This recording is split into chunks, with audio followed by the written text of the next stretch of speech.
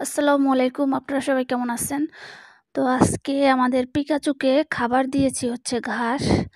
Pikachu, Begum বাদশা অনেকে অনেক নাম রাখছে। তো আমি হয়তো সব কয়টি নাম মনে রাখি নাই। তো আপনারা আপনাদের পছন্দ মতো নামে ডাকতে পারেন। তো এই যে দেখেন ওকে যে ঘাসগুলো দিয়েছি, তো এই ঘাসগুলো কিন্তু খাচ্ছে। কিন্তু ইদানিং হচ্ছে আমার এই যে ছোট্টটা যেটা ছেলে, ও একটু শুকিয়ে গেছে। খাবার ঠিকমতো খাচ্ছে না। মাঝে মাঝে হয়তো শীত বেশি পড়ে, তো ওইজন্য হয়তো হতে পারে। তো এখন আমি হচ্ছে ওর গমের ভুসিটা দিয়েছি, তো ওই খাবারটা আবার খাচ্ছে। তো এই যে দেখেন। তো ওরা যখন ৫ মাসে চলে আসবে তখন কিন্তু ওরা বেবি দিবে। তো এখন চলে আসলাম মুরগি ছাড়তে। মুরগিগুলো সকালে ছাড়া হয় নাই। তো আফিয়া বলতেছিল যে ওই মুরগি ছাড়বে। তো তারপরে আমি ওর হাতে চাবি দিয়ে দিলাম। তো ওই তালাটা খোলার চেষ্টা করছিল কিন্তু বাট পারে নাই অনেক চেষ্টার পরও। তো আমি তালাটা খুলে তারপরে মুরগিগুলো ছাড়লাম। তো ওই যে দেখেন ও কিন্তু চেষ্টা করতেছিল।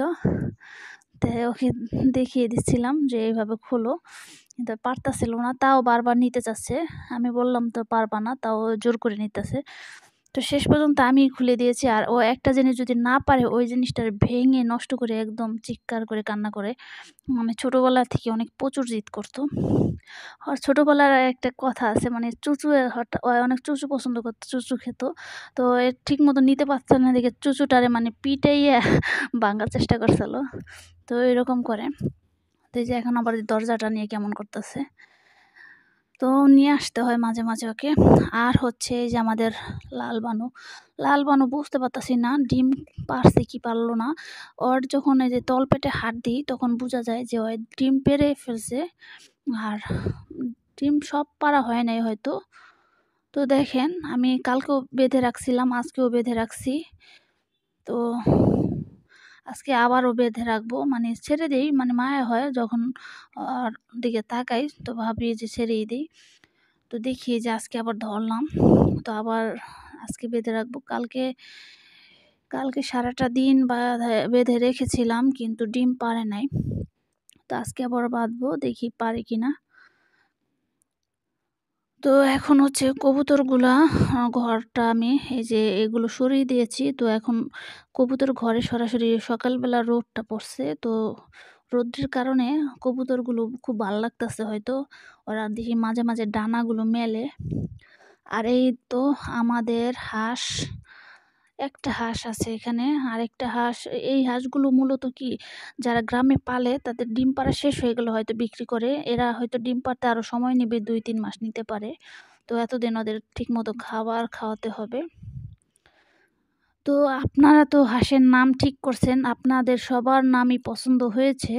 সবাই অনেক মনোযোগ দিয়ে নামগুলো রাখছেন, কিন্তু সবার নাম তো রাখা সম্ভব না। তো আপনারা কেউ মন খারাপ করবেন না। তো আপনাদের কমেন্ট থেকেই আমি হয়তো কাউকে চিনি না। আর ওইরকমভাবে যে এর নাম রাখলাম, এর নাম রাখলাম না কেন, ওইরকম কিছু ভাববেন না। মূলত আমার যেই নামটা পছন্দ হলো তো ওইটাই রাখছি। তো ওর নাম, আমি হাঁসটার নাম রাখছি হচ্ছে জলপরি। তো ওরে আমরা সবাই জলপরি বলে ডাকবো। তো যার নামের সাথে মিলে গেছে, তো তাকে অসংখ্য ধন্যবাদ জানাই সুন্দর একটি নাম রাখার জন্য। আর সবার নামই সুন্দর হয়েছে। সবাই ওই নাম আপনাদের মন মতন করে ওদের ডাকতে পারবেন আরকি। কোনো সমস্যা নাই। এই যে দেখেন আমাদের কবুতরগুলো কিন্তু খাবার খাচ্ছে। ওকে এখানে খাবারগুলো দিয়ে রাখছি। এই যে দেখেন কিভাবে খাবার খাচ্ছে, মানে সকালবেলা ওদের প্রচুর ক্ষুধা লাগে। তো তার জন্য এইভাবে খাবারগুলো খায়। আর সকালে খাবারটা খেয়ে ওরা হয়তো চলে যাবে। এরপরে আবার আসবে, দুপুর টাইমে আসবে। তো হাঁসটাকে আমি একটু বেঁধে রাখলাম এই যে এটাকে দিয়ে। তারপরে কিছু খাবার দিব। আর যে পুষ্কুমিটা বানিয়েছি ওটা ওর জন্য সুন্দরভাবে বানানো হয় নাই।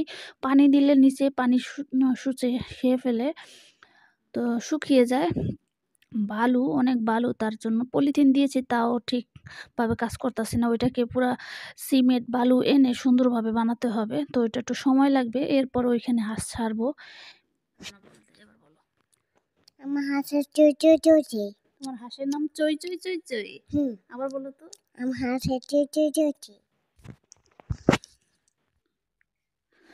তো হাঁসের আরেকটা নাম রাখছে হচ্ছে আফিয়া। আফিয়া ওকে ডাকে হলো চই চই বলে, ওর নাম নাকি চই চই।